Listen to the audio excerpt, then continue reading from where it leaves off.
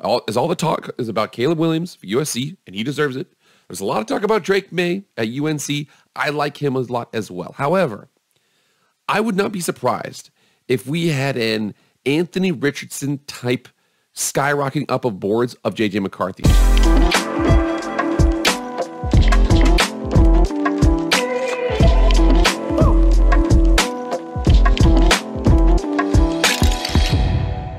What is up, everybody? It is Jake with Master of Football, back at it again. Happy Monday. Thank you so much for being here. If you want to be up to date on all things college football, pro football, Madden, EA college football, the draft, anything, hit the red subscribe button. You will not be disappointed. Also hit the like button too. Like, share, comment, subscribe, do all that stuff. I really appreciate it. Without further ado, let's get into the video.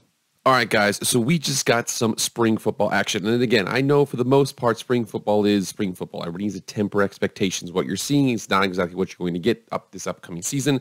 However, there are a lot of things that you can learn from spring football in terms of how players are developing, whether or not you see new skill sets, whether or not you see new players, and everything like that. So, our dear friends out there in Ann Arbor, Michigan, the Big Ten champions had theirs this last weekend. I'm going to go through it really quickly here. We're going to go through a couple things. We're going to go through kind of some big highlights here. We're going to talk about where actually you can go and see the game, because again, somebody posted it online.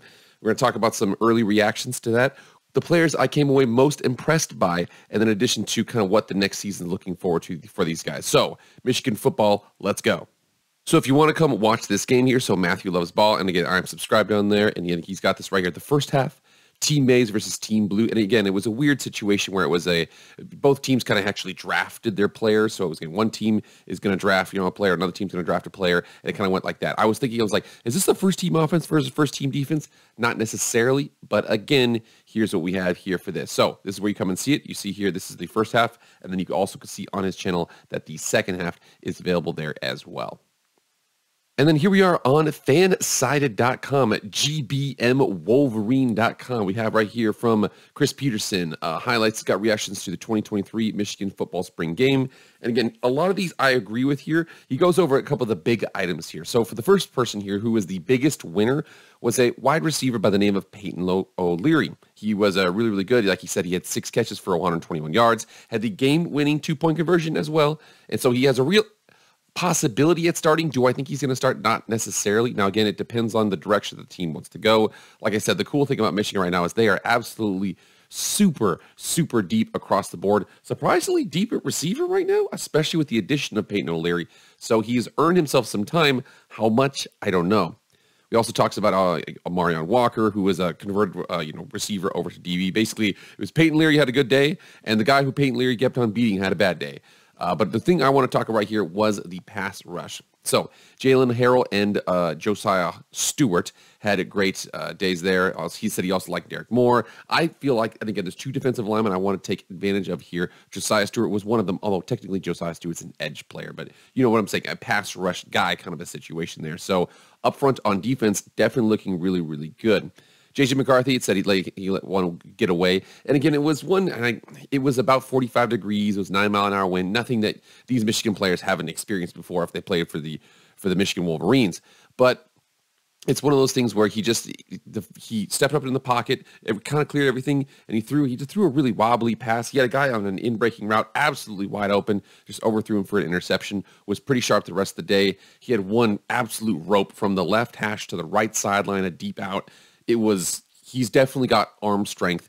And then obviously he's very, very, mobile. He had a white jersey on. Basically nobody hit him. He's your boy. You don't want to hit the white jersey. Again, Maize versus Blue. He had white. Don't hit the guy with the white jersey. But again, he had a really good day. He also had a really good day, and the rest of the quarterbacks had good days because the tight end room is absolutely loaded. It said Barner, Colston Loveland, and Matthew Hibner all made plays on Saturday. And again, my boy Colston Loveland, over here from Idaho, okay, my boy, doing his thing out there for Michigan. Really like what he does. So, yep, the tight ends, the receivers, the running backs, they're absolutely loaded on the offensive line, for God's sake. It says right here, backup running back looked good too. The quarterback room looked good. And again, you see here that Davis Warren once again looked like a capable guy of starting down the road. Yeah, but however, and again, they got your boy.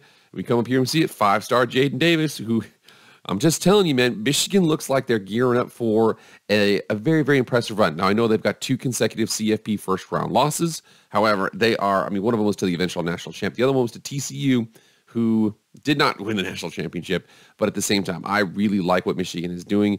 And again, it looks like they're building off of that. Does that look like this team is going to take a step back? As a matter of fact, I want to talk about those two defensive guys that I really like coming forward. So this right here is from on3.com from Chris Ballas, and it talks about Josiah Stewart makes a great first impression at Michigan spring game. And a very, very cool thing about this was, so obviously, you know, David Ajabo on one side, Aiden Hutchinson on the other, and that was in 2021. That was very, very special. A first-round pick and then a second-round pick coming off the edge, really, really good. You're not going to have that talent every single year, per se. I mean, Georgia might be like, hold my beer on that one. But I'm basically saying, though, that you see the fact that they're actually starting to develop this a little bit more after losing those two, first and second round picks. Josiah Stewart is a transfer from Coastal Carolina, comes over, and he was a first-team All-Sun Belt his first year, second-team All-Sun Belt his second year, and now he's getting for the Michigan Wolverines, baby. However, I want to make sure I come down here and I highlight this. Looking really good, coming off the edge, very explosive, was only 230. He's up to 245. So again, he's Michigan, it's the Big Ten. You got to make sure you be ready for a dogfight because there's a lot of teams there that are very physical up front. He knows this too. He looked really good in this game as well. And now I want to make sure I highlight the number one overall pick of the maize and blue teams, your boy Kenneth Grant. So this guy right here, and this is truly shocking. I'm going to show you a couple things that are absolutely shocking about your boy Kenneth Grant. So he's a sophomore here. And 6'3", 356 pounds. I actually have seen a couple where he's 335. Either way, your boy's gigantic, okay? And again, he played really good here, especially in the spring game. And you can see the fact he made a couple plays there. But he started 13 along the defensive line. He made 8 tackles to earn his first varsity letter. I will let you know that he's going to get on the field a lot more often. And here's the thing that's so shocking about this. He was the number one overall pick in his second year in the program of the spring games. He's the number one. He's the top pick on the best team in the Big Ten in their spring games in his second year on campus. Check this out. When he came out of high school here, he was the number 441 player overall, 60 defensive lineman, and number 11 player in Indiana. Now, 247 Sports had him as the 43rd in the nation and the number 9 player in the state of Indiana. And he was 3 by ESPN, who's the 63rd in the region, 50 defensive tackle, and number 13th player in Indiana. So ESPN had him as the number 50 defensive tackle, and he's the top pick, not defensive tackle. He's the top pick in the spring game because your boy sets the tone, 6'3", 330, 340, 350, I don't know, something like that. But your boy, again, this is how scouting is an inexact science, but you can tell that Mr. Harbaugh, when he gets a guy like this, 6'3", 356, he knows what he's doing here. This guy he looks good. And he's not the only one that looks good. I want to make sure I bring this up here because PFF, they absolutely love themselves some Michigan Wolverines. When you come and see how much talent these guys have coming into 2023, it is absolutely shocking here. So you come and see them right now. Obviously, J.J. McCarthy. I'll say this. Okay, I'll say this. All the talk is about Caleb Williams for USC, and he deserves it. There's a lot of talk about Drake May at UNC. I like him a lot as well. However, I would not be surprised if we had an Anthony Richardson type skyrocketing up of boards of J.J. McCarthy. I know a lot of people are, oh, yeah, well, this, that. I'm telling you right now, he is, I don't know why people are shorting him. I mean, he's 6'3", 195. He can fly. I would not be surprised if he got into the high 4.5s, the high 4.4s, or the low 4.4s at the combine this next year. If he enters, remember, will be only a true junior this next season. But as an absolute rifle, is maybe a little more laborious of a thrower. Like Drake May is, I think Drake May's better in the pocket moving, and he's more accurate. I think that J.J. McCarthy's better outside the pocket and has a stronger arm. But again, I think that obviously, no disrespect to Drake May, but I think that J.J. can push up there if he has a good season as well. He actually did a really good job in the spring game too. He had a little check down, and then you could hear that the announcers were like, wow, he did not do that last year. Right there, he went through everything, didn't find what he wanted, checked it down, got 6-7 yards. If he's able to develop that going forward, sky's the limit for this guy. Obviously, you see the fact we got Blake Forum and Donovan Edwards. They're both 2 top 10 running backs for PFF are on the Michigan Wolverines. Again, nothing to say there. They're plenty good there. Zach Zinter at guard, he looks really good. They also have Drake Nugent, the transfer from Stanford, coming in at center, replaces Oluwatimi. I'm just work with me here, okay? He looks really good at center there. Like I said, offensive line, they look really, really, really, really, really, really, really, really good. Then Chris Jenkins, the defensive line, he decided to come back as well. So he looks really solid. And again, he will be sitting next to my dear boy, Kenneth Grant. So they're going to be plenty big up front. Will Johnson, legitimately, here's the thing about Will Johnson. On the back end at corner, top player from Detroit, was a true freshman last year, is going to be a sophomore this next season. It is not a question as to whether or not he's going to be a first-round pick in the 2025 draft. It's a question of how high he's going to go, because your boy is 6'2", 200 pounds, and can absolutely fly, and is great at coverage. He's a star. And then we finish up here with safety Rod Moore that do everything. So yeah, you see these guys, they've 4 out of 5 back out on the back end of the defense. They've got some new edge rushers. They've got size. They've got speed. They've got so much to work with here. And you come over here and you check out the roster. And again, this right here is hypothetical. So this is not, I mean, this was updated on, I believe, what was it, 3/21? Yeah, something like that, 3/21, 2023. So there's no guarantee that any of this is going to actually stick. But this is a generic depth chart here. You see that Ladarius Henderson, a transfer over from Arizona State, going to be a tackle. You have Drake Nugent, who's a center. And then we see AJ Henning is kind of a slot receiver, but he's built more like a Deebo Samuel. So he'll be in the slot. Cornelius Johnson's on the outside. Cornelius Johnson can absolutely fly. Roman Wilson is a solid possession receiver. You know, you got that O'Leary guy who's coming in, who's not even on the depth chart here.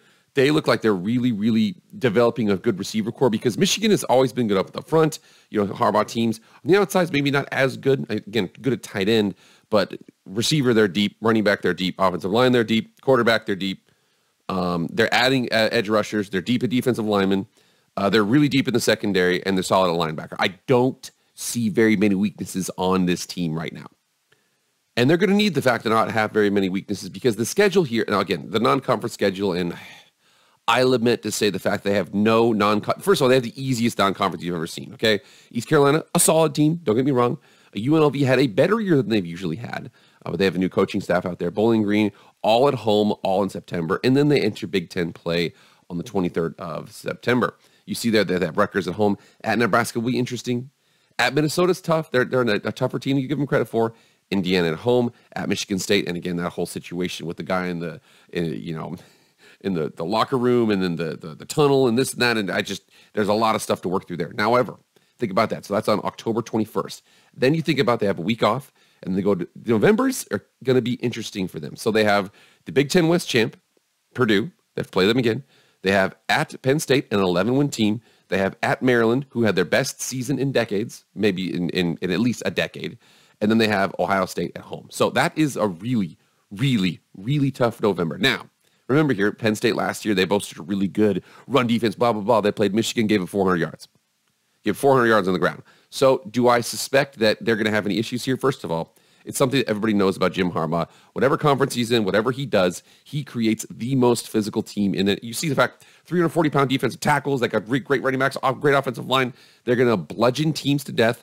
They also have the speed on the outside to make people pay. You saw that in the Ohio State game last year, because the Ohio State game, they were obviously making you pay with, the fact that they're so physical, but also big plays over the top. I'm telling you, Michigan 2023, it's set for a special season. There's a reason why all these guys came back. I'm telling you, I think that everybody kind of sees the writing on the wall here. Like I said, Michigan spring game, it's the spring game. I know, blah, blah, blah. It's almost like a preseason game. It doesn't really matter that much. However, you did see some things there. J.J. McCarthy shown some development. You see the fact they have some depth at receiver there. Defensive line looks really good. They've got size. Their offensive line looks good.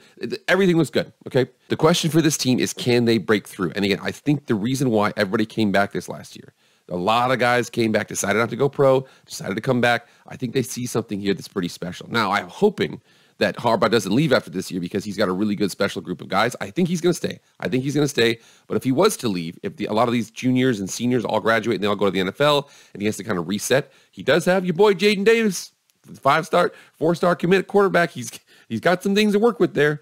But man, I mean, Michigan looks good for 2023. Guys, get in the comments right now. What do you think of Michigan? Do you care? Do you not? Personally, I'm telling you right now, I think we need to watch out for them again. I know, broken record, blah, blah, blah. 2-time Big Ten champ, 2-time team beat Ohio State, 2-time losses in the first round of CFP. Can they break through that, threshold? I don't know. We'll see. All right, guys, that's it. Thank you so much for being here. Please like, share, comment, subscribe, do all that stuff. I appreciate it. See you guys later. I am out.